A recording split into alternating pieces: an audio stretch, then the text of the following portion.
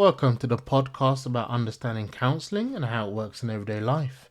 In this episode, we'll explore what happens when identity-based roles begin to loosen and why that shift often feels quieter and more internal than people expect. When responsibility has shaped identity over a long period of time, change rarely looks dramatic. There's no clear announcement, no obvious turning point. Instead, something subtle begins to shift in how situations are experienced. Often, the first change is internal. You might notice a hesitation where there used to be an automatic response, a pause before stepping in, a moment of uncertainty about whether something is actually yours to carry. These moments can feel uncomfortable at first, not because something is wrong, but because they interrupt a familiar pattern. When someone who's always been the organizer, not organized, can feel strange. For someone who's always been the steady one, showing uncertainty can feel exposing. These reactions aren't signs of regression, they're signs that identity is adjusting. In everyday life, this can look very ordinary. You don't respond to a message immediately. You let someone else make a decision. You don't offer to fix something that isn't clearly yours. Nothing dramatic happens, but internally it can feel significant. This is because identity-based roles provide predictability.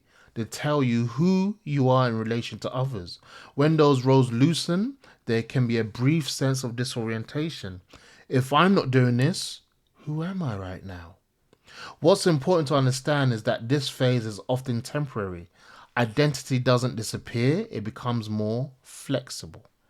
As roles loosen, people often notice an increase in choice.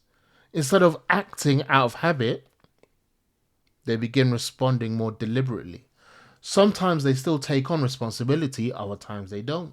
The key difference is that it feels chosen rather than assumed. Relationships also begin to adjust. When one person changes how they show up, others respond, sometimes without comment. Expectations shift slightly. New patterns begin to form. This process is usually slower and less dramatic than people fear. You might notice that others step in more, or that some things simply don't need managing as much as you thought. These experiences can challenge long held beliefs about how necessary certain roles are.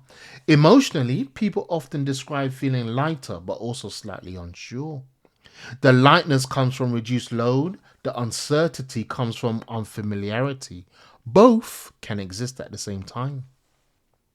Counseling supports this phase by helping people tolerate that uncertainty without rushing to fill it. When the urge to return to old roles is noticed rather than acted on immediately, new patterns have space to settle. Another change people often notice is how they relate to rest. Rest no longer feels like something earned only after everything is handled. It becomes more accessible, less tied to performance or usefulness. Over time, identity expands. Instead of being defined primarily by what is carried, people begin relating to themselves in a broader way. They're still capable, still caring, but not solely organized around responsibility. This shift doesn't remove challenges or demands from life, it changes how those demands are met. People feel more able to engage without being consumed, more able to step back without feeling guilty. Understanding this process helps explain why change can feel slow even when insight is clear. Identity needs time to reorganize around new experiences.